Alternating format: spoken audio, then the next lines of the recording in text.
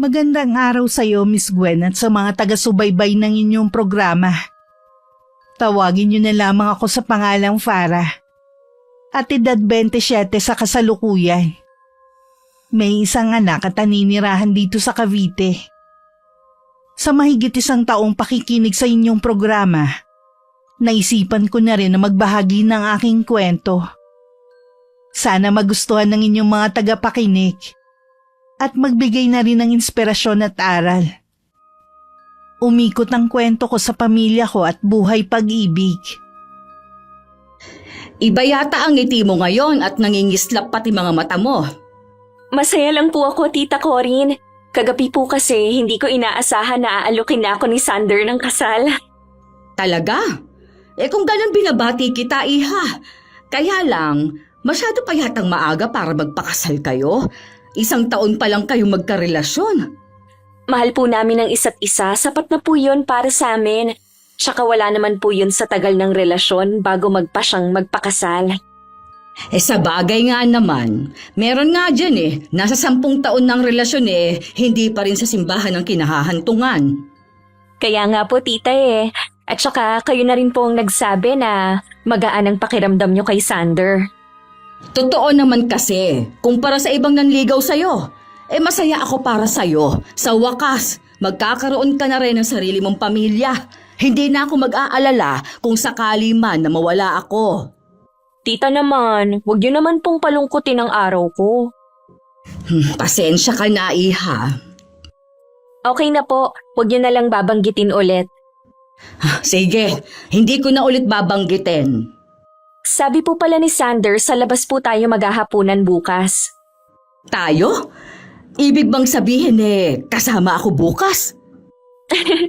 Oo naman po, susunduin ko kayo dito bukas pagkagaling ko sa trabaho. Bakit kailangan pa akong kasama?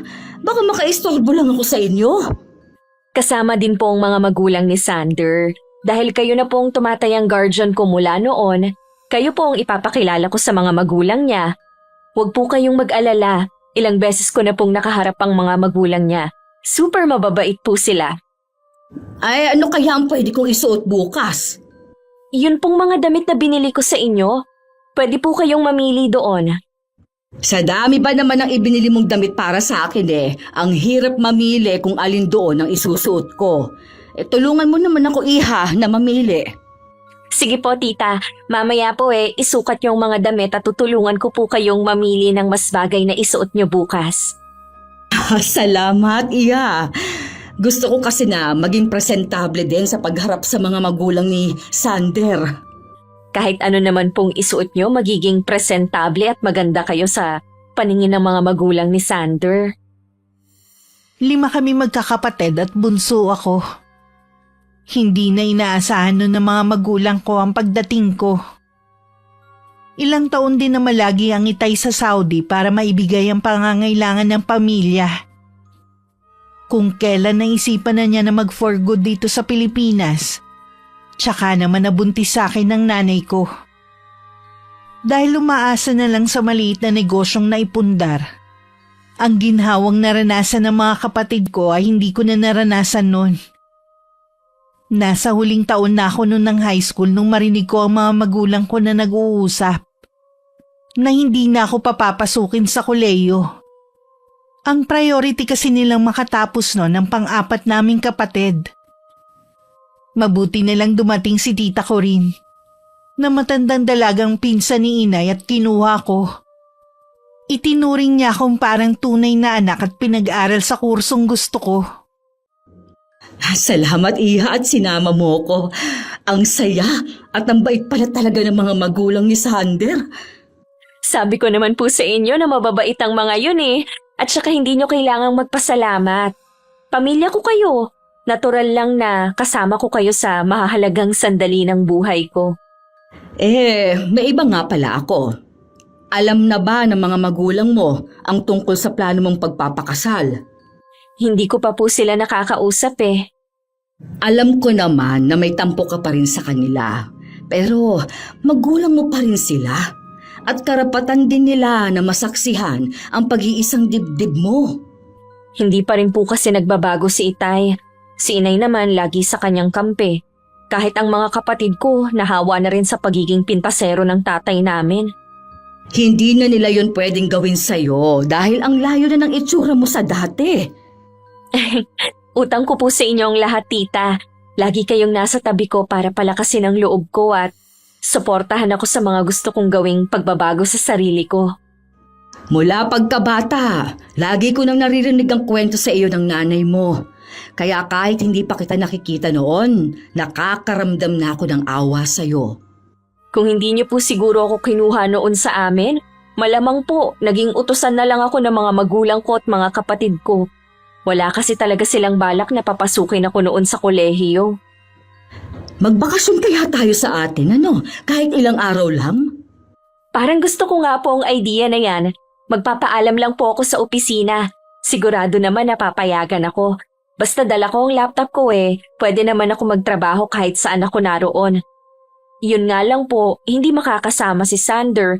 Busy pa po siya dahil kabubukas lang ng dental clinic. Ay, sayang naman. Hindi natin siya makakasama. Pagkakataon na sana para makilala ng mga magulang mo at kapatid mo ang nobyo mo. Maliban sa pagbabago ng itsura mo, pwede mo pang ipagyabang ang boyfriend mo. Marami pa naman pong pagkakataon na maisama ko sa atin si Sander. Sa bagay nga. Magpahinga na po kayo, tita. Alam ko pagod na kayo. Hindi pa naman kayo sanay magpuyat. Minsan lang naman ito Nag-enjoy talaga ako, iha. Salamat ulit sa pagsama sa akin, ha? Wala po yun, tita. Dapat nga siguro dalasan yung paglabas kasama namin para hindi kayo naiinip dito sa bahay. Okay lang naman po yun kay Sander. Nako, hindi na. Kapag may mahalaga na lang na okasyon. At kapag kasama ang mga magulang ni Sander. Ayoko namang maging abala sa inyong date ng nobyo mo. Tsaka, minsan naman inilalabas mo ko. Sa susunod po lalabas ulit tayo. Gusto ko lang kasing makabawi sa inyo. Hindi mo kailangan bumawi. Hindi ka man galing sa sinapupunan ko. Anak na rin kita. Ganun kabusilak ang puso ni tita ko rin. Siya ang pumuno sa pagmamahal na hinahanap ko sa aking mga magulang. Kung tutusin pamangkin sa pinsan lang naman ang ugnayan namin. Hindi yun naging hadlang para mahalin niya ako at ituring ko rin siyang parang tunay kong ina. Masasabi ko na stable na ako sa trabaho ko. Nasa corporate world ako at sa Makati nagtatrabaho. Walang utang, may sariling ipon at maayos na karir. May boyfriend na galing sa may kaya sa buhay at may maayos na karir bilang dentista. Wala pang isang buwan nang buksan niya ang klinik niya na malapit lang sa bahay nila. Kahit sabihin pang stable na ako at wala nang hahanapin pa, parang may nararamdaman akong kulang. Bakit parang malungkot ka? Huwag mong sabihin nagbago ang isip ni Sander. Hindi ka na niya pinayagan? Hindi po nagbago ang isip niya. Ako po ang nag-aalangan na ituloy pa po natin ang planong pag-uwi sa atin. Bakit naman? Kinakabahan po kasi ako Dahil ba sa tatay mo? Naalala ko lang po yung huli naming pagkikita. Kung paano niya ako pagtawanan sa harapan ng mga kaibigan niya. Kalimutan mo na yon. Hindi ka na magagawang pintasan ng ama mo dahil wala na ni bakas ng itsura mong dati. Akala ko po nakakalimutan ko na ang trauma na inabot ko kay Itay noon. Yun pala, nakatago lang.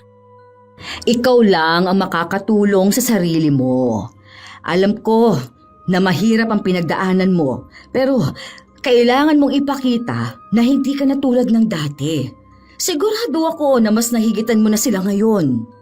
Kayo po talaga, tita, ang nagpapalakas sa loob ko mula noon pa. Sige na, ngumiti ka na dyan. Naimpake mo na ba ang mga gamit mo? Konti na lang po ang aayusin ko. Kapag pala merong sinabi ang itay mo sa iyo na hindi maganda, ako na ang makakalaban niya. Hindi ako papayag na apihin ka pa niya at ipahiya. Alam ko naman po na ipagtatanggol niyo ko. Hindi lang kay Itay, pati na rin sa ibang tao.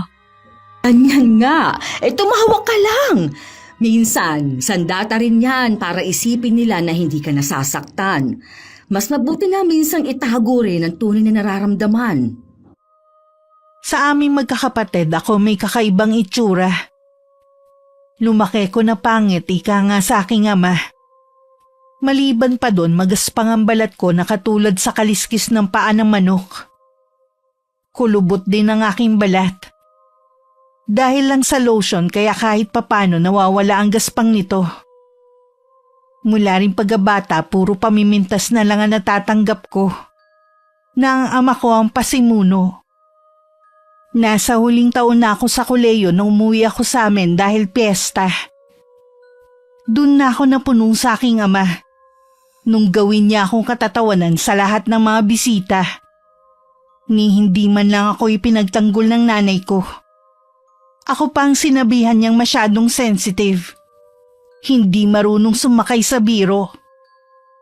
Sino ba yung mga sakay ng magarang kotse na yon? Si Corinne nga ba yon? Sino kasama niya? Dito nga sila papunta. Ate Maricar, kumusta ka na? Sabi ko na nga ba ikaw yan eh. Sino yung kasama mo? Nay, ako po ito si Farah. Mano po. Ikaw nga ba yan, Farah? Bakit parang nag-iba yata ang itsura mo? At nakasakay pa kayo sa kotse. Ako nga po, Nay. Kumusta po kayo? Ayos lang naman, anak. Sa loob na tayo magkwentuhan. Dumadami na kasi ang mga osyosero eh. Sige po, sina tatay po pala. Mamaya pa ang uwi nun. Ako lang lagi ang naiiwang mag-isa dito sa bahay. Hindi na po ba dito umuuwi si Ate Mariel? Hindi mo pa nga pala alam no. Ikinasal na ang ate mo nung nakaraang taon. Dito lang din sa barangay sila nakatira, sa biyenan niya. Hindi ko po alam na ikinasal na pala si ate. Pasensya ka na anak ha, kung hindi ka na nasabihan nun. Naiintindihan ko naman po. Kahit sino naman sa mga kapatid kong ikinasal hindi ako sinasabihan. Tingin nila panira lang ako sa kasal nila. Kasi Ayos lang po, Nay. Alam ko naman po ang dahilan nila. Nahihiya silang ipakilala ako na kapatid nila. Ang layo ba naman ang itsura ko sa kanila eh. Ngayon ang ganda-ganda mo na. Hindi nga kita nakilala eh. Ano bang ginawa mo ha? Nung magkatrabaho po ako, nag-ipon ako at saka ako nagpaayos. Ganun pala. Siguradong magugulat ang itay mo kapag nakita ka. Hindi na po ako siguro niya ngayon pipintasan. Hindi mo pa rin pala nakakalimutan ang ginawa sa'yo ng tatay mo. Yun siguro ang dahilan kaya hindi ka na umuwi dito eh. Hindi ko naman po kayo nakakalimutan. Kaya nga po lagi ako nagpapadala eh. Nagpapasalamat nga pala ako sa perang ipinapadala mo. Minsan kasi gipit kami ng tatay mo eh. Napeste kasi ang mga baboy na alaga namin. Naubos lang ang puhunan namin. Wala rin namang ibinibigay ang mga kapatid mo eh. Hayaan niyo po, Nay. Dadagdagan ko ang padala ko sa inyo sa susunod. Ngayon palang nagpapasalamat na ako sa'yo. Teka lang ha, ikukuha ko kayo ng merienda. Nung pumasok si Inay sa kusina, ginala ko naman ang paningin ko sa kabuuan ng bahay. Napansin ko na yun pa rin ang dating itsura. Mas pinaluma pa nga lang ng panahon. Sa nakikita ko, hindi na rin nila pinag-aksayahang iparenovate. Marami ding alaala ang nag-uunahan sa isip ko. Hindi nga lang masasayang alaala kaya agad ko yung inalis sa aking isipan.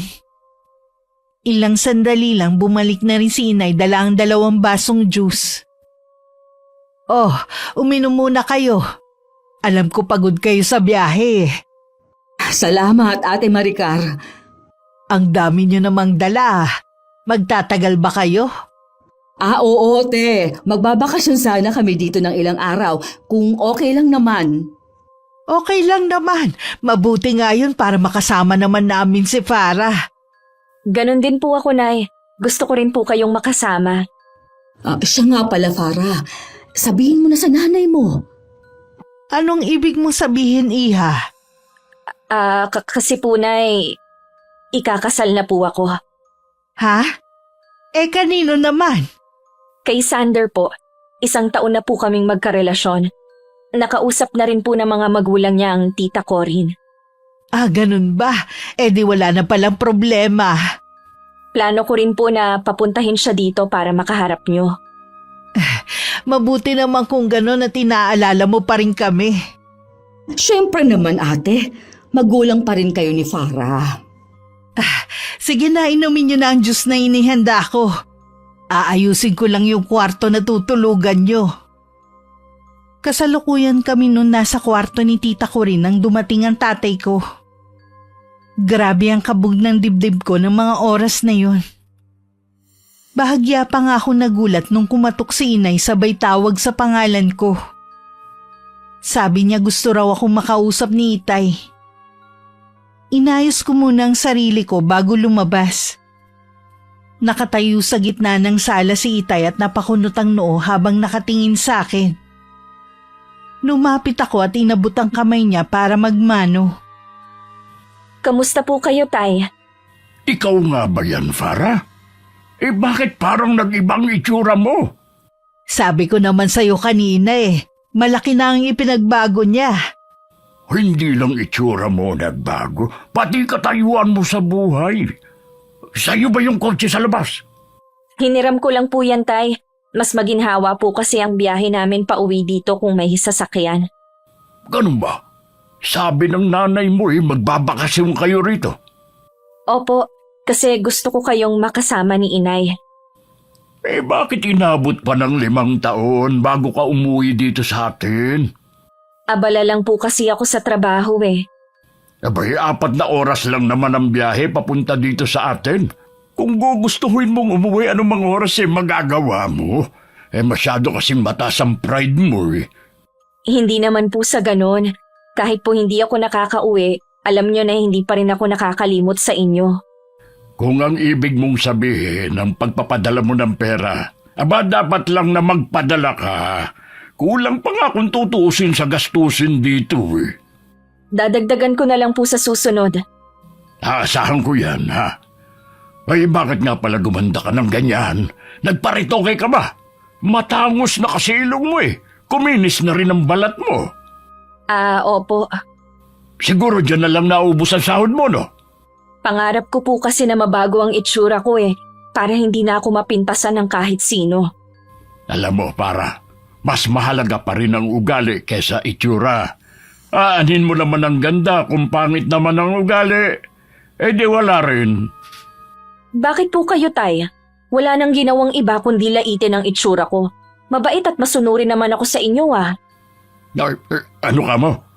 Farah, mabuti pa tawagin mo na ang tita ko rin mo. Kakain na kamo tayo ng hapunan. Sige po, Nay. Maiwan ko po muna kayo. Ay, palagay ko kaya nagpaganda ang anak natin dahil sa'yo.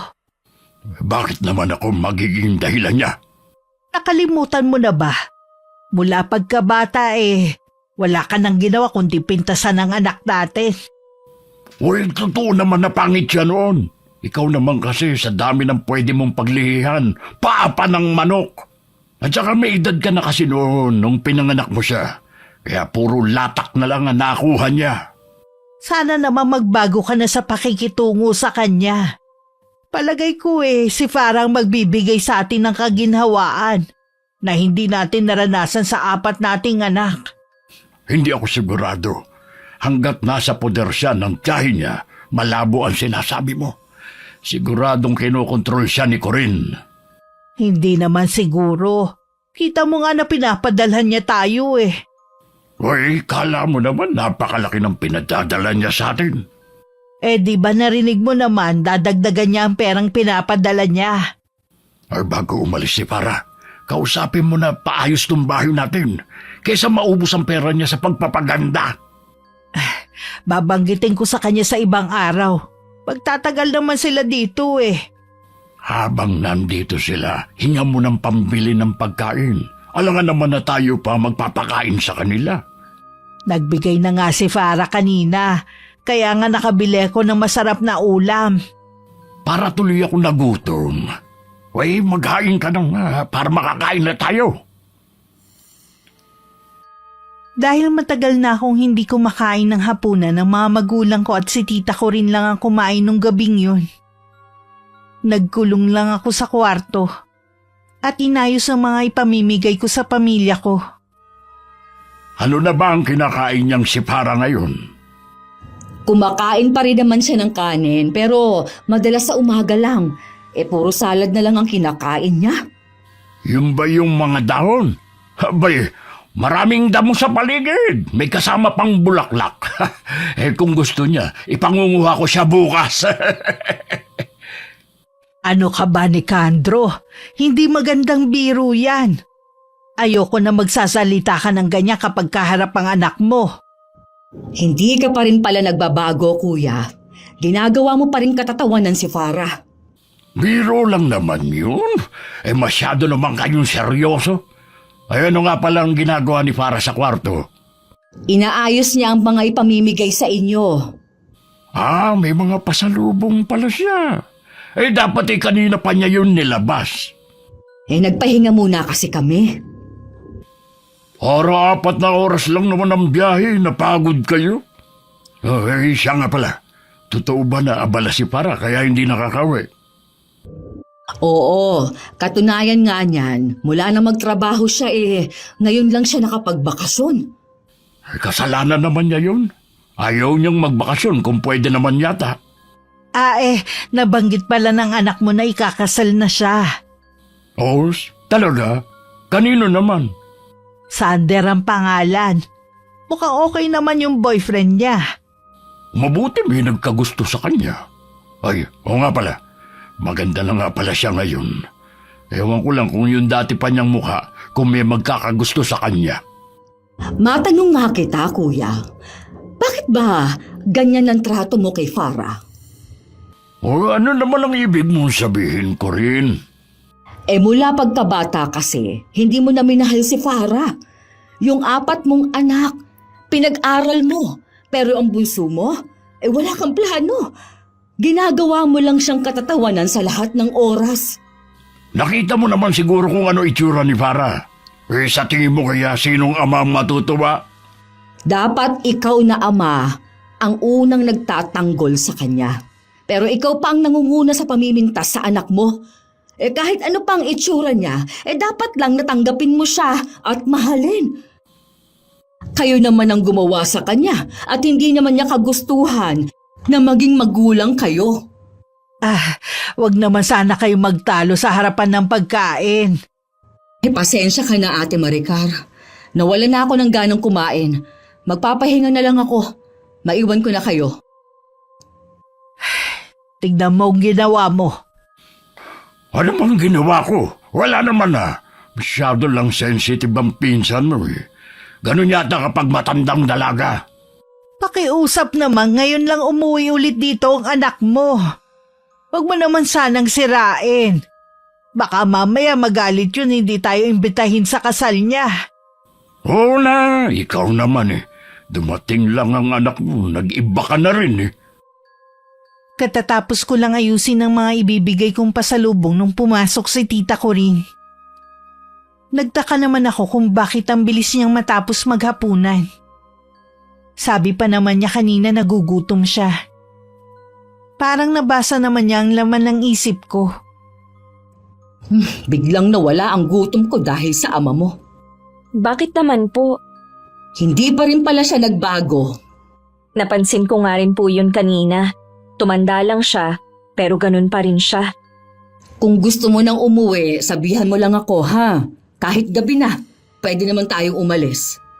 Sayang naman po ang pagpunta natin dito. Gusto ko rin pong makita ang mga kapatid ko at ang mga pamangkin ko. Sige, ikaw ang bahala. Basta kapag hindi mo na kaya, ha? Magsabi ka lang. Kaya ko naman po. Maghapon naman wala ang itay Mabuti na lang nagsasalita na kahit papaano ang inay mo. Hindi katulad dati, puro sang-ayon lang siya sa ama mo. Medyo nag-aalangan na nga lang po ako ngayon na ipakilala si Sander sa kanila. Naisip ko nga rin yan. Natatakot po ako na baka ipahiya niya ako sa boyfriend ko. Wala pa naman pong alam si Sander sa nakaraan ko. Hindi mo pa pala sinasabi sa kanya? Akala ko ba Hindi po natuloy dahil nauunahan ako ng kaba. Paano po kung iwan niya ako? Kung talagang mahal ka ni Sander, maiintindihan ka niya. Paano po kung hindi niya matanggap na pangit ako dati? Ibig sabihin lang nun, hindi ganun kalalim ang pagmamahal niya. Pero sa tingin ko naman, mahal na mahal ka niya. Tsaka ko na lang po siguro iisipin ang tungkol sa bagay na yan kapag nakauwi na tayo. Tumawag na ba siya sa'yo ngayon? Chat lang po. Kapag ganun busy po yun. Mamaya ka pa ba matutulog? Inaantok na kasi ako Mauna na po kayong matulog. Hindi pa po kasi ako inaantok. Mauna na ako sa'yo ha. Bukas na lang ulit. Nang mga sandaling yun, nagtatalo pa rin ang mga magulang ko sa kwarto nila. Sa kauna-unahang pagkakataon kasi pinagtanggol ako ng nanay ko sa tatay ko. Sa tingin kasi ni inay, sumusobra na nga talaga si Itay sa mga lumalabas sa bibig nito laban sa akin. Bakit ba ang init ng ulo mo sa akin, ha? Kanina ka pa Gusto mo bang tuluyan ng lumayo ang loob sa atin ng anak natin, ha? Ano ba kasi ang masama sa sinasabi ko? Totoo naman kasi lahat. Bakit siya masasaktan? Kapag tuluyan na rin nainis sa atin si Corinne, baka kumbinsihin niya si Farah na tapusin na ang bakasyon nila rito. Di umalis sila, pakialam ko. Tumatanda ka talagang paurong. Tingnan mo ang binigay sa atin ng anak mo kanina. Ang laki naman ng pera na yan. Sa 4 ba nating anak nakaranas tayo na mabigyan ng ganitong kalaking halaga? Sila kasi mga pamilyado na. Paano pa sila magsusuporta sa atin? Kahit naman noon na wala pa silang mga asawa madalang na rin ang pagbibigay nila. Mabuti na lang may maliit tayong kabuhayan. Ano ba kasi yung gusto mong gawin ko, ha? Gusto ko habang nandito si Farah maging mabait ka sa kanya. Mabait naman ako, Mabait ka na ba sa lagay na yan, ha? Sige na nga. Mas magiging mabait pa ako sa anak mo. Masaya ka na ba? Alam ko kasi na kahit magkaroon na ng sariling pamilya si Farah, hindi pa rin niya tayo pababayaan. Hindi katulad ng mga kuya at ate niya. Nabanggit ba ng anak mo kung kailan ang kasal? Wala pa siyang sinasabi. Pero ipapakilala raw niya tayo sa boyfriend niya para mapag-usapan na rin ng kasal. Kawawang lalaki. Alam kaya niya na pangit talaga dati si Farah? Hindi ko alam dahil wala naman nababanggit ang anak natin. Kung sakaling makilala natin ang lalaki, ako na ang nakikiusap sa iyo. Huwag na huwag mong ibubuko ang nakaraan ng anak natin. Oo naman. Sinasabi ko na sa iyo, Nicandro, ha? Oras na masira ang kasal ng anak mo nang dahil sa iyo. Mawawala ako sa iyo. Os, kung kailan tayo tumanda ng ganito tsaka mo pa ako iiwan? Huwag mo akong subukan. Gagawin ko talaga. Oo na, mabuti pa matulog na tayo. Pagod akong maghapon, tapos gigising na naman ako ng maaga. Mas masarap pa ang buhay ko sa abroad noon. Di bumalik ka doon. Kung pwede nga lang sana. Kung hindi ako umuwi noon, hindi mabubuo si Farah. Wala na sana akong pangit na anak. Hating gabi na magka-chat pa rin kami ni Sander. Kaya naman kinabukasan tanghali na tulog pa rin ako. Si tita ko rin maagang bumangon. At naabutan pa niya ang pag-alis ni Itay para pumunta sa bukid. Nag-alok siya ng pwedeng itulong sa kusina pero tumanggi si Inay. Bisita kayo rito. Hindi mo kailangan tumulong. Magtimpla ka na lang ng kape mo.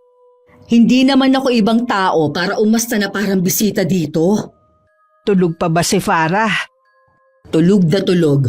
Hindi ko alam kung anong oras natulog ang batang yun kagabi. Kachat niya kasi si Sander. Hindi pa pala ako nagpapasalamat sa iyo dahil sa pagpapaaral mo at pagkupkup sa anak ko. Wala yon. Hindi mo kailangan magpasalamat. Sa totoo lang kahit ako ang nanay ni Farah, ramdam ko pa rin yung pader sa pagitan namin. Abot kamay ko na siya ngayon pero parang napakalayo pa rin niya. Walang dapat sisihin kundi kayo ni Kuya Nicandro. Pasalamat pa rin kayo dahil likas kay Farah ang pagiging mabait. Sa kabila ng lahat inaalala pa rin niya kayo. Sana naman dalasan ni Farah ang pag-uwi dito sa bahay. Sabihin mo nga sa akin ang totoo. Bakit parang nag-iba na yata ang tingin mo kay Farah? Dahil ba maganda na siya at hindi mo na ikakahiya o dahil sa katayuan niya ngayon? Aminado ko na malaki ang pagkukulang ko sa anak ko. Pero mahal ko siya gaya ng pagmamahal ko sa mga kapatid niya. Kung alam mo lang ang pinagdaanan ng anak mo, saksi ako sa mga paghihirap niya at pagtitiis para lang maabot kung nasaan siya ngayon. Sana naman, hindi sirain ang asawa mo. Walang gagawin si Nicandro na pwedeng ikasira ni Farah. Hanggang ngayon ipinagtatanggol mo pa rin si Kuya Nicandro kaysa sa anak mo. Hindi totoo yan. Binalaan ko na si Nicandro. Kaya nasabi ko na wala siyang gagawin para mapahiya ulit si Farah. Sana nga, Ate Maricar. Dahil ako na ang makakalaban ng asawa mo. Mahal ko si Farah. Higit sa sinasabi mong pagmamahal sa kanya. Para ko na siyang anak. Lahat gagawin ko para maging masaya lang siya. Mananagot din sa akin. Sino ang mananakit sa kanya? Huwag na nga muna natin yan pag-usapan. Gusto ko na maging masaya ang bakasyon nyo rito. Yun din talaga ang gusto namin. Mamaya paggising ni Farah, ipamimigay na niya ang mga pasalubong. Sinabihan ko na rin ng mga kapatid niya na nandito siya. Pupunta daw sila rito mamaya. Bago magtanghalian, dumating ang 4 kong kapatid at pamilya nila. Sandali sila natigilan na makita ko. Para silang namamalikmata sa pagkakatitig sa akin. Naiintindihan ko naman sila. Kaya lang natatawa pa rin ako sa itsura nila. Si inay na lang ang nagpaliwanag sa kanila. Hindi rin nakaligtas sa akin ang sinabi ng mga hipag ko. Akala raw nila pangit pa rin ako hanggang ngayon. Pagkatapos kong maibigay ang mga pasalubong ko sa kanila, umalis din sila agad. Pinigilan ko pa sila na doon na lamang magtanghalian. Pero kanya-kanya sila ng dahilan. Ano ba yung mga kapatid mo? Aba, parang sinisilihan ng mga puwet Nagmamadaling magsiuwi. Akala ko pa naman makakapag-bonding kami. Parang hindi nila ako na-miss. Ana pala, hindi mo muna ibinigay ang mga pasalubong mo para magtagal sila. Hayaan na lang natin sila. Wala naman akong magagawa kung hindi nila ako itinuturing na kapatid. Kung ano-ano kasi ang itinanim sa kanilang utak ng ama mo Sa halip na matuwa sila na maganda ka na, parang nadismaya pa sila. Palibhasa kasi, hindi ka nila mapagkakatuwaan. Makapal din naman ang mukha ng dalawa mong hipag, ano? Akala yata nila, hindi ko narinig ang mga sinabi nila kanina. Noon pa naman po hindi ko na sila kasundo. Hindi ko naman alam kung ano bang nagawa ko sa kanila. Wala kang ginawang masama sa kanila. Sadyang ganun lang talaga ang ugali nila. Siguro po, kailangan ko na lang tanggapin na ganun sila at ang mga kapatid ko. Iimbitahin mo pa rin ba sila sa kasal mo? Oo naman po, pamilya ko pa rin sila. Gusto kong nandun sila sa mahalagang okasyon sa buhay ko. Ay, ang bait mo talaga. Hindi mo dapat ito nararanasan sa sarili mong pamilya. Maswerte pa rin po ako kung tutuusin dahil may pamilya pa rin ako kumpara sa iba na ulila na talaga. Sa bagay nga. Siya nga pala. Baka meron kang mga kaibigan na gusto mong dalawin. Wala naman po akong naging kaibigan dito Ganun ba? Di, mamasyal na lang tayo. Sige po, Tita Corinne, para hindi tayo mainip.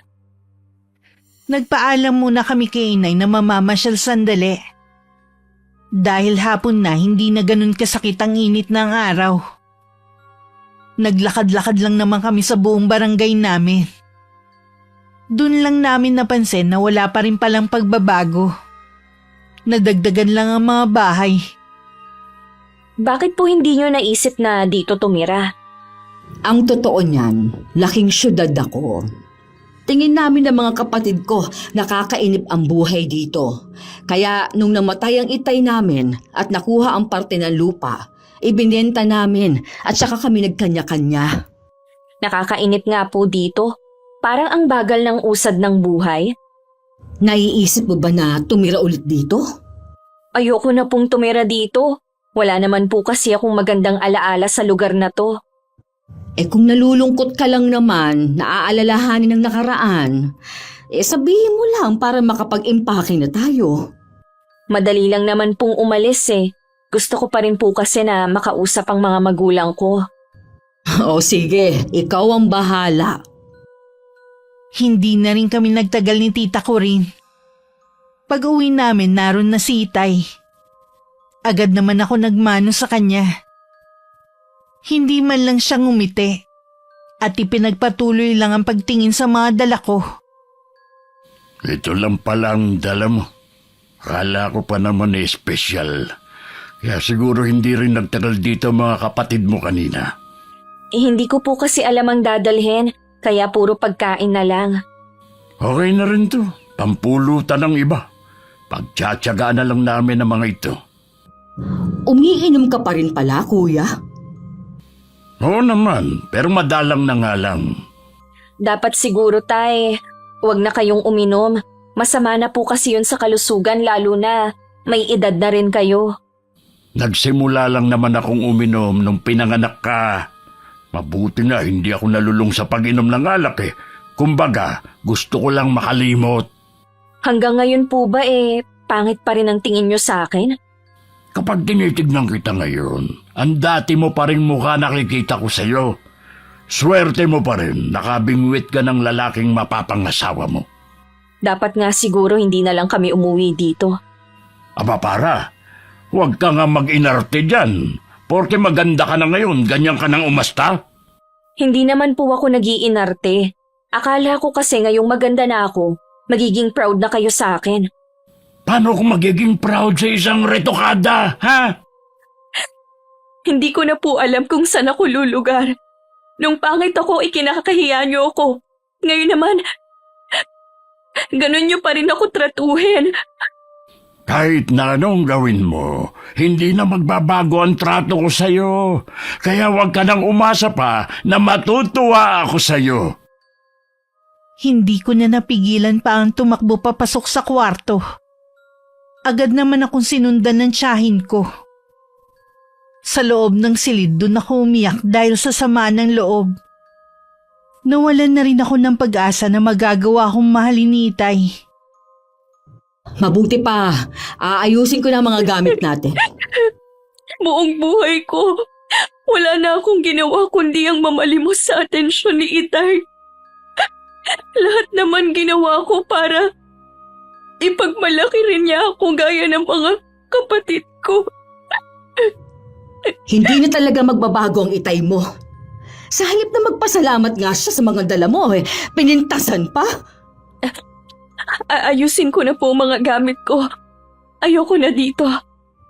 Magpahinga ka na lang dyan. Ako na ang bahala. Magpapaalam lang ako kay Inay. Kaya lang ayokong lumabas ng kwarto. Ako na lang ang magsasabi sa kanya. Ramdam ko naman na hindi tayo welcome dito. Pasensya ka na, iha. Kung hindi kita pinilit, hindi tayo uuwi dito. Ginusto ko rin naman po. Dahil gusto kong makasama ang mga magulang ko at mga kapatid ko. Sa ipinakita ng magulang mo at mga kapatid, pag-isipan mo pa rin kung ipakikilala mo sa kanila si Sander. Ayoko lang na mapahiya ka. Lalo tuloy ako nakaramdam ng pangamba at pag-aalinlangan. Naisip kong baka sirain lang ni Itay ang nalalapit kong kasal. Nang sulyapan ko si tita ko rin, malapit na siyang matapos sa kanyang ginagawa. Ilang sandali lang nakarinig kami ng sunod-sunod na katok at pagtawag. Binuksan ko naman yun at pumasok si inay. Bahagya pa siyang natigilan na makita ang mga bag namin. Aalis na kayo? Oo, hindi na rin kami makakatagal sa ugali ng asawa mo. Farah, pagpasensya mo na lang ang itay mo. Kinausap ko na siya kanina. Tsaka malapit ng gumabi. Akala ko pa naman, Nay, magiging masaya ang bakasyon namin dito. Yun pala, pasasamain na naman ng itay ang loob ko. Huwag mo na lang pansinin ang itay mo. Matanda na rin naman siya eh. Mula noon, wala na akong ginawa kundi ang magpasensya kay itay. Nakakapagod na po siyang intindihin. Alam ko naman, kaya nga kinausap ko na siya. Nakikiusap ako sa iyo, anak, na kung pwede sana, wag muna kayo umalis. Gusto ko rin naman na makasama ka kahit ngayon lang. Wag mo na lang intindihin ang tatay mo. Sana ate, mas intindihin mo ang nararamdaman ng anak mo, hindi ng asawa mo. Iniintindi ko naman ang anak ko eh. Kaya nga kinausap ko na si Nicandro. Hindi naman kasi marunong pakiusapan ng asawa mo. Parang hindi nakakaintindi. Ako na lang ang humihingi sa inyo ng tawad sa inaasal niya. Wag mo na kaming pigilan ate. Mas kawawa ang anak mo kung magtatagal pa kami dito. Tita Corinne, pwede po bang wag na muna tayong umalis? Sara naman. Gusto mo bang insultuhin ka na naman ng tatay mo? Alang-alang na lang po kay inay. Sige na po, tita. Sige, ikaw na ang bahala. Salamat anak at pinagbigyan mo ko. Nung gabi gusto ko sanang kumain kahit konti para makasabay si inay pero nag-aalangan ako. Si tita ko rin naman titiisin na lang daw ang gutom. Kesa makasabay si itay sa hapag. Kaya ganun na lang ang gulat namin nang kumatok si inay. Wala daw si itay at maagang sinundo ng kainuman. Kaming tatlo lang ang naghapunan. Malalim na ang gabi nang dumating si itay. Lasing na lasing. Hindi pa kami nun natutulog ni tita Corinne. Kaya dinig namin ang malakas na boses niya. Hinaan mo ang boses mo. Natutulog na ang mga kasama natin sa bahay eh. Ano ngayon? Bahay ko naman to. Ang akin lang, respeto naman sana. Ngayon na nga lang umuwi ang anak mo eh. Sana hindi na lang siya umuwi rito. Dahil sa kanya nag-aaway tayo eh. Kaya tayo nag-aaway dahil sa ugali mo. Kung hindi mo matatanggap si Farah na anak mo, sasabihan ko na lang siya na wag nang umuwi dito kahit kailan. Bahala siya. Hindi ko naman siya kailangan. Akala mo kung sino na siya. Para sa akin, siya pa rin ang anak nating pangit. Hindi ko alam kung bakit ganun na lang ang galit mo kay Farah. Kasalanan mo rin. Sabi ko sa'yo, huwag mo nang ituloy ang pagbubuntis mo. Tama na ang 4 nating anak pero matigas ka. Tingnan mo tuloy, nagluwal ka ng pangit sa pamilya. Hindi ko na makakalain na ganun siya ipapanganak eh. Mula nang isilang ang bata na yun, puro na lang kamalasan ang dumating sa atin. Kita mo nga, yung maliit na negosyong pinundar ko noon, nalugi lang hanggang nagsara. Tama na Nicandro. Kung hindi ka pa titigil, itutuloy ko ang banta ko sa'yo. Iiwan na kita dahil sa ugali mo. Akala mo naman talaga magagawa mo? Sasama na ako sa anak natin kapag umalis sila. Teka. Seryoso ka ba sa sinasabi mo? Mukha ba ako nagbibiro ha? Maricar naman, huwag mo naman akong iwan. Ang tagal na natin nagsasama eh. Bukas, humingi ka ng tawad kay Farah. Muna. Gagawin ko lang yung sinasabi mo. Hindi ko maiwasang mapangiti. Yun kasi ang kauna-unahang beses kong narinig na ipinagtanggol ako ni inay laban kay itay. Ang natitirang tampo ko sa kanya tuluyan nang naglaho sa puso ko. Napagtanto ko din na mahal ako ni inay. Marahil hindi lang niya maipakita nun dahil takot din siya kay itay. Kinabukasan bago umalis humingi nga ng dispensa si itay sa mga binitiwan niyang salita. Dama ko na napipilitan lang siya dahil sa takot na iwan ni inay. Pero ang mahalaga habang naroon kami, wala na akong maririnig na masasakit na salita sa kanya. Salamat po, Nay, sa pagtatanggol sa akin kay Itay. Dapat nga noon ko pa to ginawa eh. Huwag mo sanang isipin na mas pinapaboran ko ang mga kapatid mo kaysa sa'yo noon. Kung ano man po ang nangyari sa nakaraan, wala na po yun sa akin. Kalimutan na po natin. Habaan mo pa sana ang pasensya mo sa tatay mo habang nandito ka. Hindi mo naman na siya makikita. Nay, baka po bumalik ako ulit dito pero kasama ko na si Sander. Kausap ko po siya kagabi. Gusto niya kayong makilala. Wala namang problema kung pupunta siya rito eh. Mabuti nga yun na makilala naman namin. Kung inaalala mo ang tatay mo, ako nang bahala sa kanya. Ngayon pa lang po nagpapasalamat na ako sa inyo. Ngayon lang ako bumabawi sa'yo kaya hindi mo kailangan magpasalamat sa akin. Siya nga po pala, Nay. Magsabi lang kayo kung may kailangan kayo, ha? Kung ano na lang ang ibigay mo anak, hindi ko naman tatanggihan eh. Wala naman kami na itulong sa pag-aaral mo. Kaya wala kaming karapatan na humingi sa'yo. Gusto ko lang pong mag-share ng kung anong meron ako. Kaya wag na po kayong mahiya. Ikaw na ang bahala, iha. Napansin ko po, Nay, luma na tong bahay natin. Akala ko po ba ipapaayos ito ni Kuya noon? Ang dami nga nilang plano sa bahay na to eh. Hindi naman natuloy. Mag-iipon lang po ako para maipaayos natin ang bahay natin. Paano mo pa magagawa yun mag-aasawa ka na? Siyempre, iba na ang prioridad mo. Nag-usap naman po kami ni Sander na kahit kasal na kami, magtatrabaho pa rin po ako. Mas okay pa rin po kasi ang may sarili akong pera. Tama ka naman, iha. Huwag mo kaming gayahin ng tatay mo na walang ipon. Masyado kasi kaming umasa na hindi kami pababayaan ng mga kapatid mo eh. Hindi ko po kayo pababayaan ni Itay kahit may sarili na akong pamilya. Pangako ko po yan sa inyo. Yung maalala mo lang kami, sapat na sa akin. Alam kong nahihiya lang si inay na magsabi ng kailangan nila. Pero desidido na ako na tulungan ng mga magulang ko sa abot ng aking makakaya.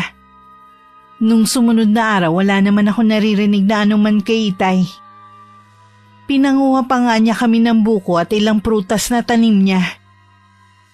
Nasa silid ba yung magtita? Ang anak lang natin ang nandun. Si Corinne may pinuntahan na dating kakilala. Nabanggit mo na ba kay pare yung mga kailangan natin? Nagkukusa naman ang anak mo eh. Mabuti pa rin kung sasabihin mo. Baka kung ano-ano lang iibigay niya. Pag-iipunan daw niya ang pagpapaayos ng bahay natin. Pag-iipunan pa, ibig sabihin wala siyang pera? Meron naman siguro, hindi nga lang sapat. Ilan taon na siyang nagtatrabaho wala pa rin siyang ipon. Paano yata puro pagpapaganda ang inuuna? Wala na tayong pakialam doon. Sariling pera naman ang ginagastos niya eh. O ba'y dapat tayong inuunan niya, makabayad man lang siya ng utang na loob sa atin? Ano bang utang na loob ang sinasabi mo dyan, ha? Mula nung tumuntong sa high school nun si Farah, siya na nagpapaaral sa sarili niya. Kung ano-anong nilalako niya para lang makapag-aral siya. At kaya siya nakapagtapos ng koleyo dahil kay Corinne. Sa kanya may utang na loob ang anak natin. Kung hindi dahil sa atin, wala sana siya sa mundong ito. Oo nga, pero sama ng loob lang naman ang ibinigay natin sa kanya. Habang nandito siya, ngayon ko lang naisip ang mga pagkukulang ko sa kanya. Pero gusto pa rin niya tayong suklian ng kabutihan. O lahat na ibibigay niya, tanggapin mo. Huwag mong kalilimutan na wala na tayong maaasahan sa apat nating anak. Humihingi nga ako kay Arnold ng pang-abono, wala daw siyang pera eh. Lintik na buhay talaga to. Susubukan ko kung makakahingi ako kay Farah mamaya. Huwag mo lang subukan, pilitin mo. Alam mo naman yung mga kalakal na lang ang kinabubuhay natin. Malapit nang dumilim nang magising ako. Hindi ko alam kung dumating na ba si tita ko rin. Bumangon na lang ako at pumunta sa kusina. Naabutan ko si inay na nagluluto na ng hapunan. Napahaba yata ang tulog mo, iha. Oo nga po eh. Dumating na po ba si Tita Corinne? Hindi pa nga eh. Baka nawili sa pakikipagkwentuhan. Tutulungan ko na po kayo, Nay. Huwag na, iha. Baka maulingan ka pa. Kahoy pa rin kasi ang gamit natin dito eh. Baka madumihan lang ang kamay mo. Maupo ka na lang dyan at kwentuhan mo na lang ako. Halos alam naman po ninyo ang nangyari sa akin eh. Wala na po akong maikukwento sa inyo. Meron nga pala akong sasabihin sa'yo. Ano po yun, Nay? Kasi mga tanim sa bukid lang ang ikinabubuhay namin ng itay mo eh. Wala kasi kaming pambili ng abono dahil napeste nga ang mga alaga naming baboy. Baka pwede mo naman akong pahiramin ng pambili ng abono. Iyon lang po pala. Bibigyan ko na lang po kayo, wag nyo nang bayaran. Salamat, iha. Pasensya ka na kung sa'yo ko lumapit. Mga kapatid mo kasi, mula nang magsipag-asawa, wala na kaming naasahan ng tatay mo. Sabi ko naman po sa inyo, ako nang bahala sa pangangailangan nyo. Kanino nga po palang bukid ang tinatamnan ng itay? Sa pinsan niya. Nagbibigay naman siya ng porsyento kapag nakakabenta ng kalakal ang ama mo eh. Ganun po ba? Sandali lang po, Nay ha. Kukunin ko lang yung wallet ko. Nakahinga naman ng maluwag si inay dahil nalutas ang isa nilang problema ni itay. Pinasobrahan ko na rin ng bigay para may panggasto sila sa mga susunod na araw. Dumating ang pag-alis namin ni tita Corinne.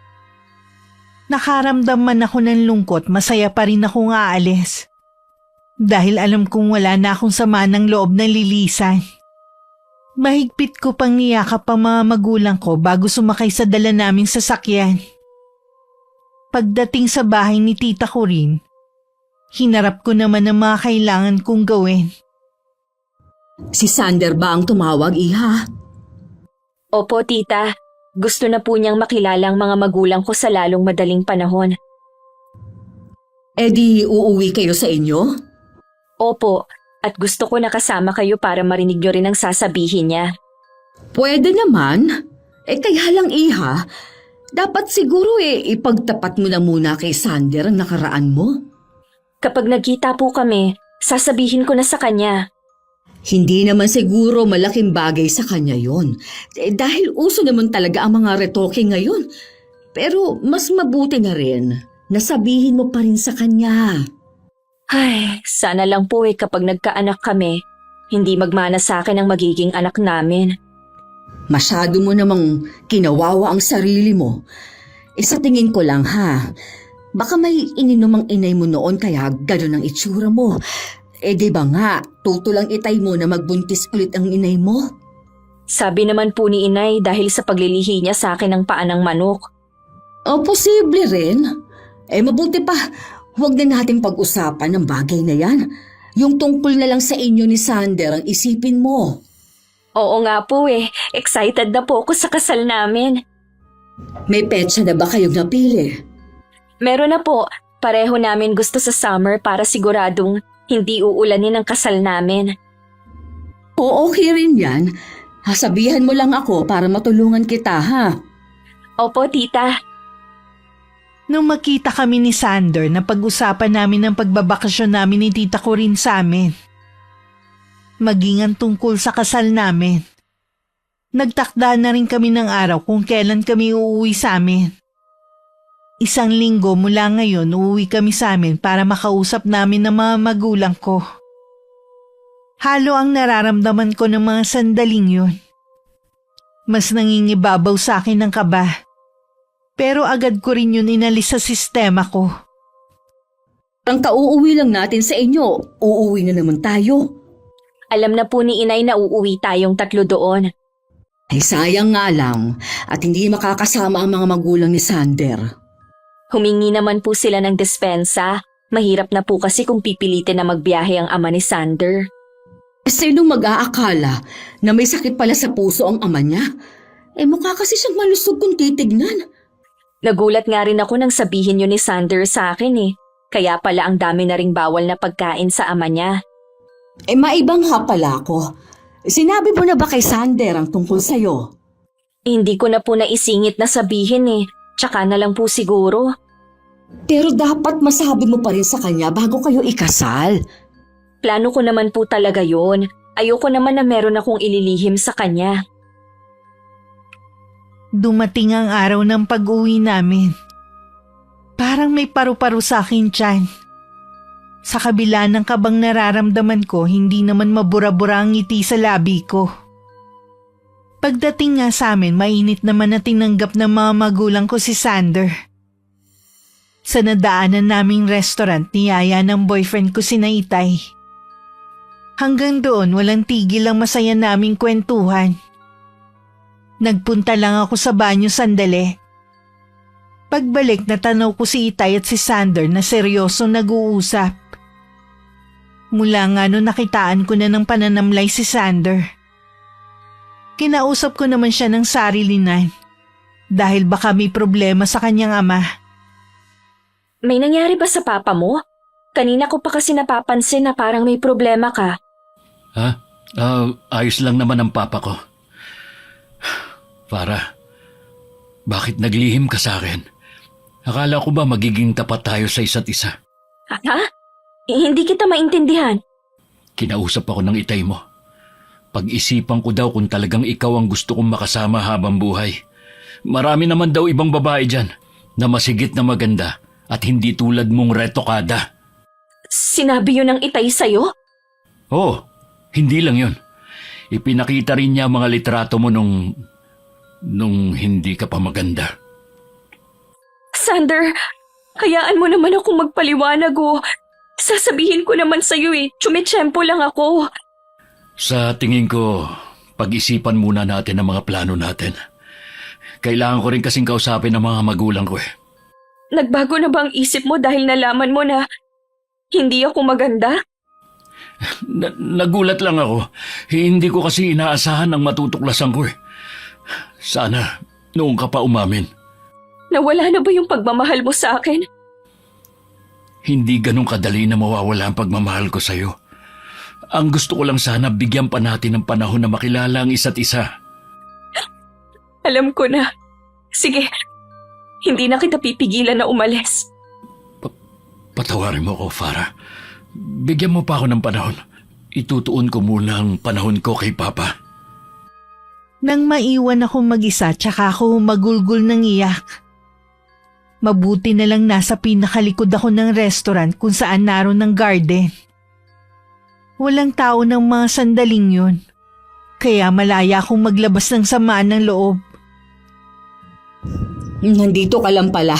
Kanina pa namin kayo hinahanap ni Sander. Nasaan nga pala siya? Teka, bakit ka umiiyak? Wala na po si Sander. Umalis na po siya, tita. Ha? Bakit? Ano bang nangyari? Nalaman na po niya ang totoo. Nagtapat ka na ba sa kanya? Bakit naman ngayon pa? Hindi po ako. Si Itay po ang nagsabi sa kanya kung ano-ano pa pong sinabi niya kay Sander.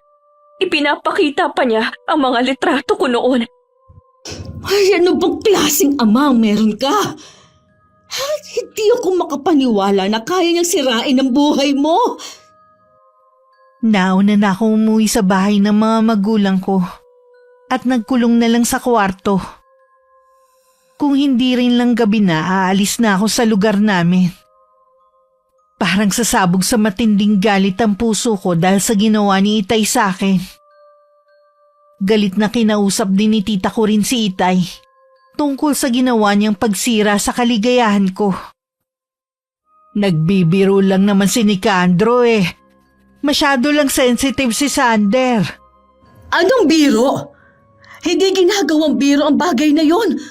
Sinira ng asawa mo ang kaligayahan ni Farah. Para yun lang? Mabuti na nga rin yun para malaman natin ang totoong ugali ng lalaking yun. Sinadya mo talagang sirain ang buhay ng anak mo. Anong klase kang ama? Baka nakakalimutan mo kung nasaan ka. Nasa loob ka ng pamamahay ko, kaya wala kang karapatan na pagsabihan ako. Huwag kang mag-alala. Ito na ang huling beses na tutungtong ako sa bahay na ito. Wag naman sana kayong magtalo. Kailangan tayo ni Farah ngayon. Alam ko na nasasaktan siya. Hindi niya kayo kailangan. Ako lang ang kailangan niya mula pa noon. Tanging ako lang ang nakakaintindi sa kanyang pinagdadaanan. Wala na kayong ginawa, kundi saktan at ipahiya siya. Ikaw, Kuya Nicandro, pagsisisihan mo ang ginawa mong ito sa anak mo. Ba't bumalik ka nga rito? Huwag mo akong tatalikuran! Hayaan mo na lang siya. Ikaw naman kasi. Bakit mo naman ginawa yun sa anak natin? Malay ko naman na wala palang alam ang boyfriend niya na retokada siya. Alam kong galit na sa atin ang anak mo. Huwag ka na ring umasa na magbibigay pa siya sa atin. Bakit ba siya nag-iinarte? Totoo naman kasi na pangit siya. Tanggapin na lang niya yon. Nakakaawa naman si Sander kapag nagkatuluyan sila. Paano kapag nagkaanak sila ng pangit? Paano niya ipaliliwanag yun sa lalaki, ha? Labas na tayo dun. Wala na tayong pakialam pa. Mabuti pa, ipagtimpla mo na lang ako ng kape. Hindi na ako nakainom sa restaurant eh. Ang dami ko pa namang nakain. Gusto ko lang bumaba ang kinain ko. Magtimpla ka ng kape mo. Bahala ka dyan. Hoy! Huwag mo akong tatalikuran. Pareho kayong bastos ng pinsan mo. Ay, lintik talaga. Ako na naman ang napasama. Isang kakilala ni tita ko rin ang pinakiusapan niya na maghatid sa amin sa sakayan. Bago pa man lumiwanag ang paligid, umalis na kami sa amin. Buong biyahe, tahimik lang ako at nakatingin sa malayo. Pagka-uwi namin, tuluyan na ako nagbago. Ayoko nang pumasok nun sa trabaho. Gusto ko nalang magkulong sa kwarto. Nawalan na ako ng pag-asa na mabuhay. Iha, pupuntahan ko si Sander. Huwag niyo pong gagawin yan. Nagdesisyon na siyang iwan ako. Kung ayaw niyong magalit ako sa inyo, huwag kayong makikialam sa akin. Hindi ko kasi matiis na makita kang nahihirapan. Walang dapat sisihin kundi si Itay. Sa dami ng pwedeng maging ama, bakit siya pang naging tatay ko? Hindi ko siya mapapatawad sa ginawa niya sa'yo. Maraming beses ko nang pinalampas ang ginawa niya. Pero hindi ang isang ito. Kailangan siya magbayad. Ayoko na silang maging magulang. Ayoko na silang makita kahit kailan. Kahit puro hindi magaganda ang ginagawa nila sa akin, gusto ko pa rin silang tulungan. Pero bakit puro pananakit na lang ang ginaganti nila sa akin? Tahan na, Iha. Mararanasan din ng ama mo ang mga ginawa niya sa'yo. Pangako yan. Tita, bakit ba puro na lang pagdurusa ang dinadanas ko? Masaya ka naman na. Kaya lang, mula na magkaroon ka ulit ng koneksyon sa mga magulang mo, doon ulit nagsimula ang kamalasan mo. Hindi pa kasi ako nakontento na kayo ang kasama ko eh. Sana hinayaan ko na lang na malayo ako sa kanila. Naiintindihan naman kasi kita. Alam ko na nangungulila ka sa pagmamahal ng mga magulang mo at hindi ko yun kayang punan kahit gaano pa kita kamahal. Mula ngayon, tuluyan ko ng pinuputol ang relasyon ko sa kanila. Sa bawat araw na lumilipas na hindi ako nagiging maayos ang lagay, parang dinudurog ang puso ni tita ko rin. Kahit ano rin ang pag-aalon niya sa akin, mas pinipili kong magkulong na lang sa kwarto. Lalo pa ako nalugmok sa matinding kalungkutan nang mabalitaan namin na umalis papuntang ibang bansa si Sander. at ang mga magulang niya. Isang araw na pasukan na lang ako ni Tita Corinne na wala ng malay at duguan. Napatili na lang siya habang pilit akong ginigising. Mabuti na lamang narinig ng mga kapitbahay ang paghingi niya ng tulong. Agad ako naitakbo sa pinakamalapit na ospital. Huwag mo na ulit gagawin na maglaslas ng pulso, ha? Ninakot mo ako ng husto. Mabuti na lang walang natamaan na ugat. Sorry po, tita, kung pinag-alala ko kayo. Napakahina ko na talaga pagdating sa problema. Gusto mo bang magpakalayo-layo muna para makalimot ka? Huwag na po, Tita Corinne. Mag-aaksaya lang po tayo ng oras at pera. Hindi ganoon kadali na makalimot.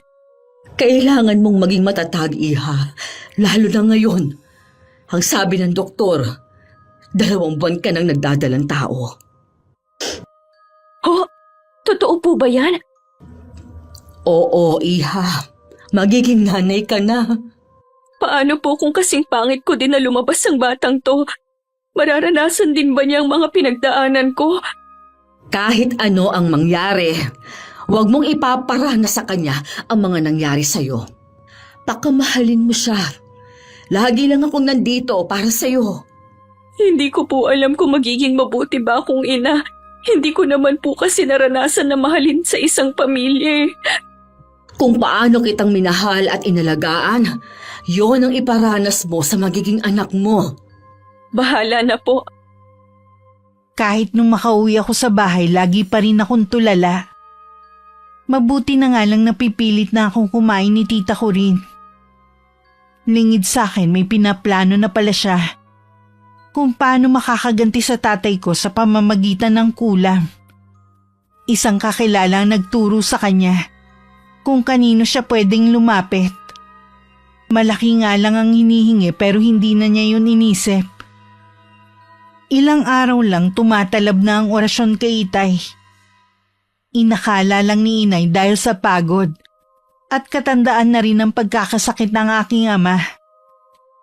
Ay, paano kaya yan? Wala ka nang iinuming gamot bukas. Nilapitan ko na lahat ng mga anak natin eh. Wala rin silang pera. Lumapit ka na ba kay Para? Ay di ba nangako siya na tutulungan tayo? Sa tingin ko nagpalit na siya ng numero eh. Hindi ko na kasi siya makontak. Wala rin palang isang salita ang babaeng yun eh. Baka sinadya na rin niya naputulin ang koneksyon sa atin dahil sa ginawa mo. Para yun lang, kakalimutan niya na tayo bilang magulang niya.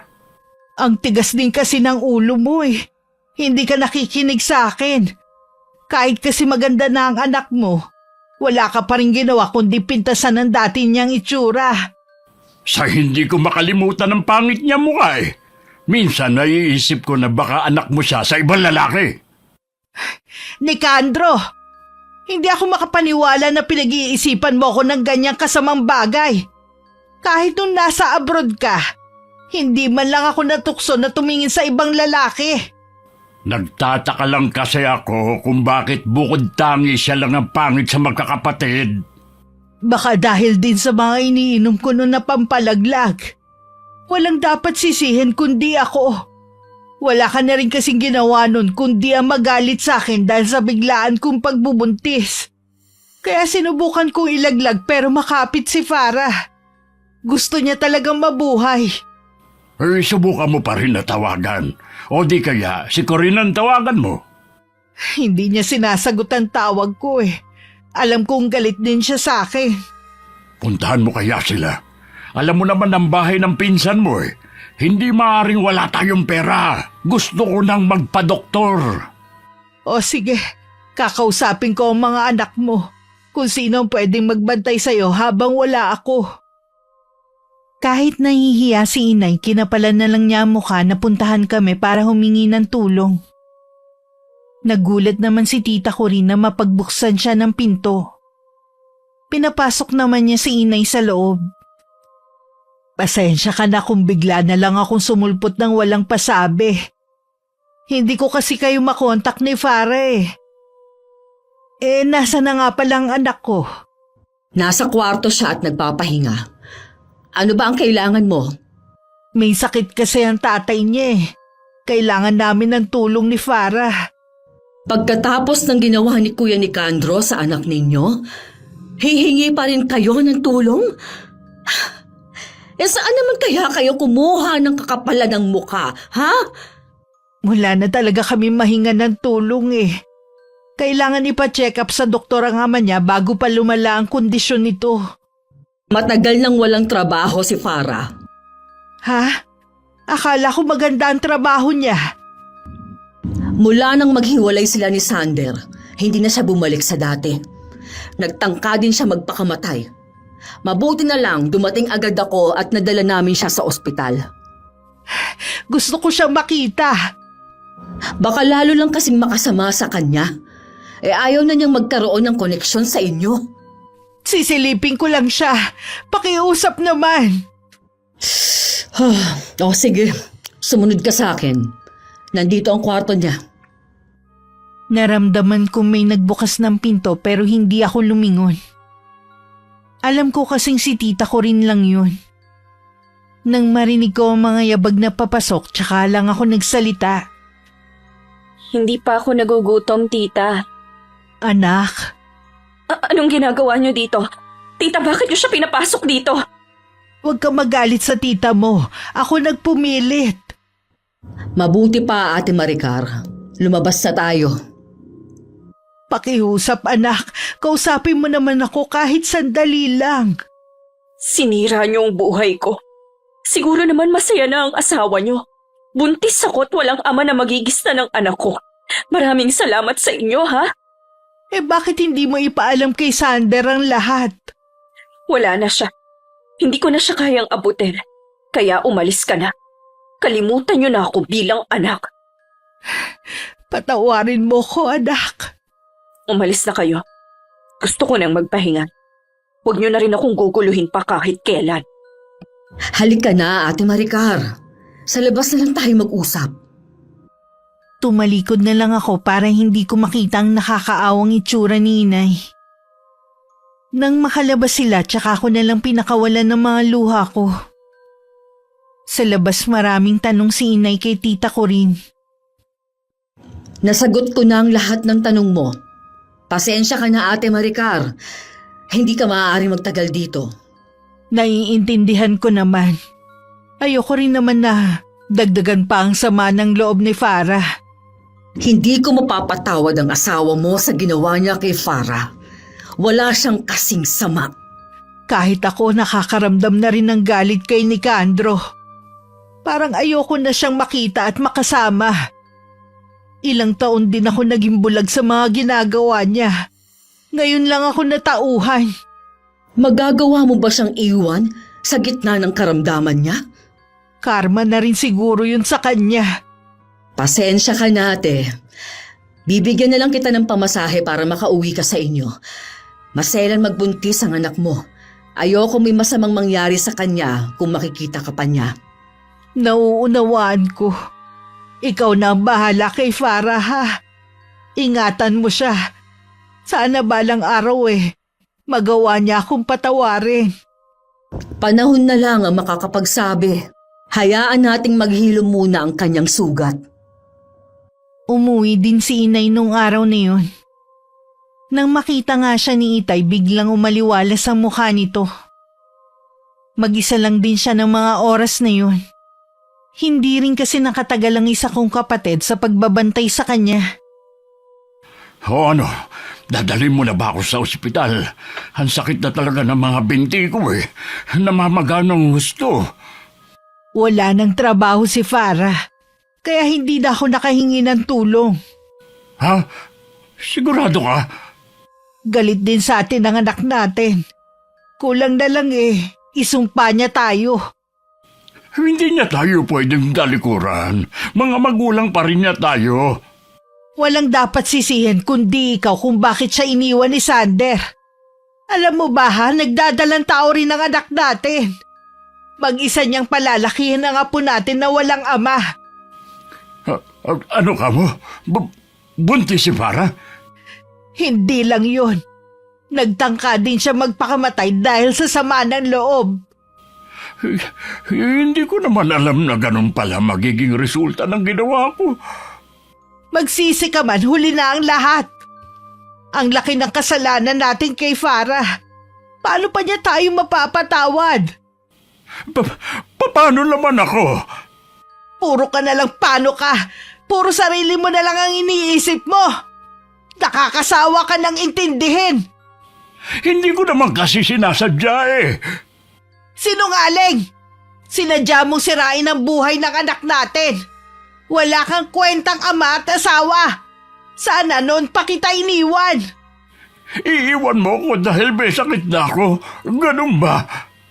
Isusoli na kita sa mga kapatid mo. Bahala na sila sa'yo. Gusto ko naman alagaan ng anak ko. Babawi ako sa lahat ng pagkukulang ko sa kanya. Nagmamakaawa ako sa'yo. Huwag mo naman akong iwan. Kailangan kita. Pangako kapag gumaling ako, magbabago na ako. Hindi ka na magbabago pa kahit gumaling ka. Yan na talaga ang ugali mo. Sa dami ng pwede mong ipamana sa 4 mong anak, yang ugali mo pang yan ang nakuha nila sa'yo. Kinausap ni Inay ang mga kapatid ni Itay na ipagamot ang kapatid nila. Ipinaliwanag niya na wala na siyang ibang malalapitan. Nang dumalaw nga sila, nakita nila ang kalagayan ng aking ama. Ang isang kapatid ni Itay nagkahinala na hindi pangkaraniwan ng sakit nito. Kaya naman nagpatawag agad siya ng albularyo. At dun nga nakumpirma na merong kumukulam kay Itay. Walang ibang gagawa nito sa akin, kundi si Farah. Anak pa talaga natin ang pinagbibintangan mo. Alam mo meron din siyang pinagdadaanan. Narinig mo naman siguro sinabi ng albularyo. Matindi ang galit ng taong nagpapakulam sa akin. Sa tingin mo, sino pa bang gagawa nun, ha? Sa dami ng mga may galit sa'yo, siguradong isa sa kanila ang gumawa nito sa'yo. Lubayan mo nga ang anak natin.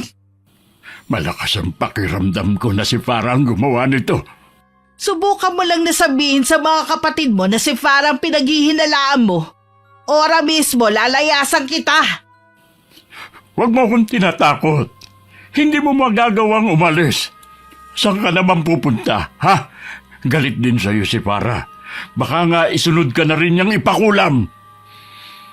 Kung gagawin nga niya yun, maluwag kung tatanggapin ang parusa niya. Kung tutuusin ay kulang pa sa atin ang gagawin niya. Hindi mo ako mapipigilan na sabihin sa albularyo at sa mga kapatid ko na si Farah ang nasa likod ng sakit ko. Magkakasubukan tayo ni Kandro. Tinutuo nga ni Itay ang banta niya. Ang mga kapatid niya hindi makapaniwalang magagawa ko yun sa sarili kong ama. Pero sabi naman ng albularyo, isang lalaki ang nasa likod ng pangungulam kay Itay. Maaari daw nakaalitan niya sa inuman o di kaya sa pangangalakal. Nangako naman ang matandang albularyo. Nagagawin niya lahat para gumaling ang aking ama. Bakit ka nag-iimpake? Nakalimutan mo na ba ang sinabi ko sa'yo, ha? Oras na sabihin mo sa mga kapatid mo na si Farah ang pinaghihinalaan mong kumulam sa'yo. Iiwan na kita. Huwag mo namang gawin sa akin to. Maawa ka naman sa akin. Hindi naman sila naniwala eh. Kung wala pang sinabi ang albularyo, masisira na naman ang anak natin sa mga kapatid mo. Wala ka talagang kwentang tao. Kung hindi na talaga kita mapipigilang umalis, hintayin mo muna akong gumaling.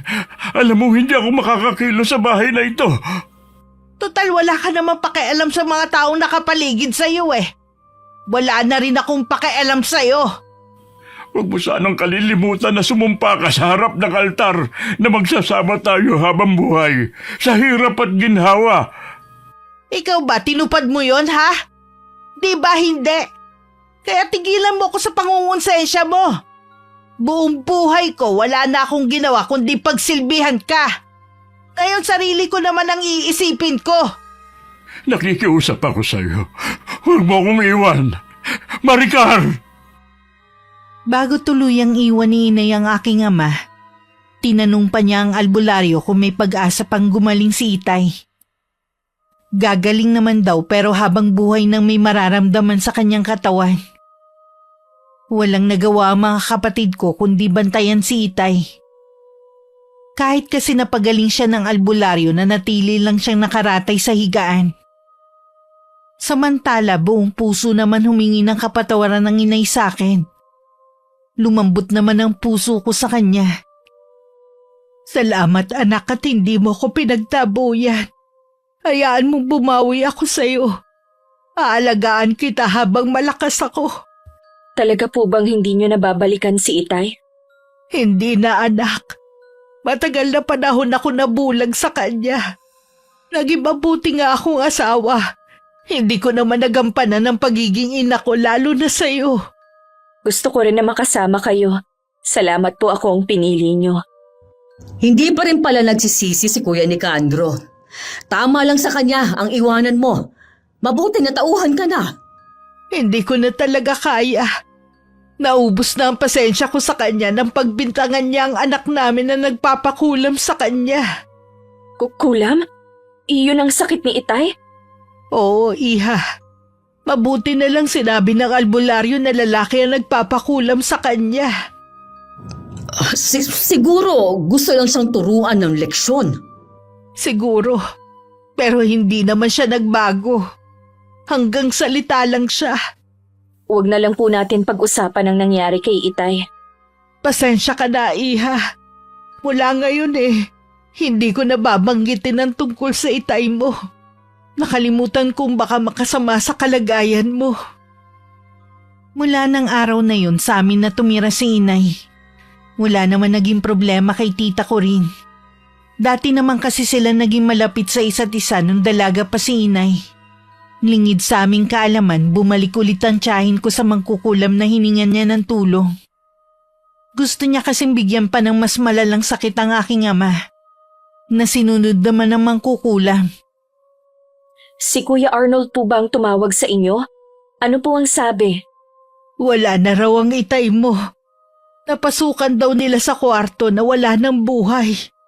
Akala ko po ba magaling na siya? Yun ang sabi ng albularyo bago ko umalis. Kayo po ang bahala kung gusto niyong umuwi. Hindi nga lang po ako makakasama. Okay lang, iha. Hindi ka naman talaga pwedeng bumiyahe dahil sa kalagayan mo Galit po ako kay Itay, pero nalulungkot pa din ako sa sinapit niya. Mag-iingat po kayo sa pag-uwi niyo. Nang araw ding yun, umuwi si Inay sa amin para asikasuhin ang burol ni Itay.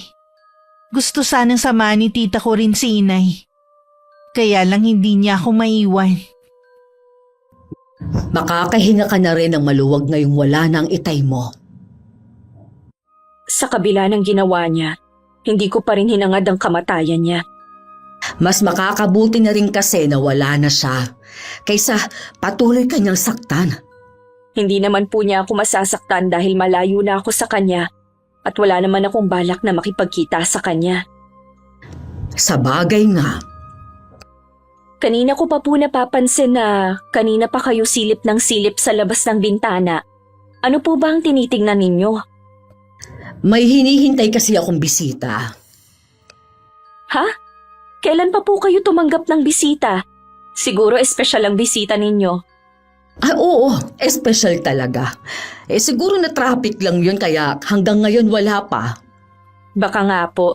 Mabuti pa po, maupo na lang kayo kaysa maya-maya ang silip ninyo. Lalo lang kayong hindi mapapakaling yan. Mabuti pa nga. Kumusta na nga pala ang pakiramdam mo ngayon? Nahihirapan pa rin po ako sa pagbubuntis ko. Ganito po ba talaga kahirap magdalang tao? Sabi nila mahirap nga daw. Di ba nga, meron pang namamatay. Lagi daw nasa hukay ang isang paa ng mga buntis. Natatakot po tuloy ako. Huwag kang matakot. Basta sundin mo lang ang mga bili ng OB mo. Sinusunod ko naman po. Iniinom ko rin ang mga reseta niyang gamot kahit nasusuka na ako sa pag-inom. Tama yan, Iha. Sandali ha. Nandito na yata ang bisita. Sino ba kasi ang bisita mong yan, tita? Malalaman mo rin. Naghintay lang ako sa may sala habang nakaupo. Hinahaplos ko lang ang tiyan ko dahil naninigas na naman. Kulang na lang lumabas ang puso ko nang makilala ang taong kasabay na pumasok ni Tita Corinne. Ilang sandali rin bago ako makahanap ng sasabihin. Sander? Anong ginagawa mo dito? Una sa lahat, patawarin mo ko kung basta na lang kitang iniwan. Magulo lang talaga ang isip ko. Pero napag-isip-isip ko na mahal kita kahit ano pa man ang itsura mo dati. Siguro sa'yo okay lang. Paano naman ang mga magulang mo? Ang totoo niyan, pinagalitan ako ni Mama dahil sa ginawa kong pagtalikod sa'yo. Siguro kung malalaman ni Papa, baka pati siya magalit sa akin. Kumusta na nga palang papa mo? Maayos na ang lagay niya ngayon. May sasabihin din ako sa'yo. Wala na ang itay ko. Ha? Kinalulungkot ko nangyari. Pero bakit ka nandito? Hindi kasi ako pwedeng bumiyahe eh. Oo nga pala, nabanggit ng tita mo na buntis kang araw. Kung alam mo lang kung gaano mo ako pinasaya, hayaan mong bumawi ako sa mga naging kasalanan ko sa'yo. Dalawa na kayong gustong bumawi sa akin. Si inay kasama na rin namin at gusto niya ring bumawi sa akin. Salamat naman at nagkaayos na kayo. Wala akong hangad kundi ang kaligayahan mo, Farah. Naging malupit man sa iyo ang kapalaran nung bata ka pa. Kahit paano ngayon, magiging masaya ka na rin. Utang ko po sa inyong lahat ng ito, Tita Corinne. Kahit nagluluksa pa rin sa pagkawala ni Itay, hindi ko pa rin mapigilan na maging masaya sa pagbabalik ni Sander sa buhay ko. Makalipas ang 1 buwan, bumalik na rin si Inay. Natuloy na rin ang kasal, pero kinailangan pa maghintay ng 1 taon. Naging masalimuot man ang naging buhay ko sa pamilya at pag-ibig. Sa huli ako pa rin na nagtagumpay. Sa ngayon wala na akong mahihiling pa. Basta kasama ko ang mga mahal ko sa buhay. Bago kami nun bumukod ni Sander, ipinagtapat sa akin ni Tita Corinne ang ginawa niya. Kahit malaking kasalanan ang nagawa niya, wala akong naramdamang galit sa kanya. Sa huli nagpasya kami ng ilihim na lang yon, Miss Gwen. Lalo na sa aking ina. Wakas,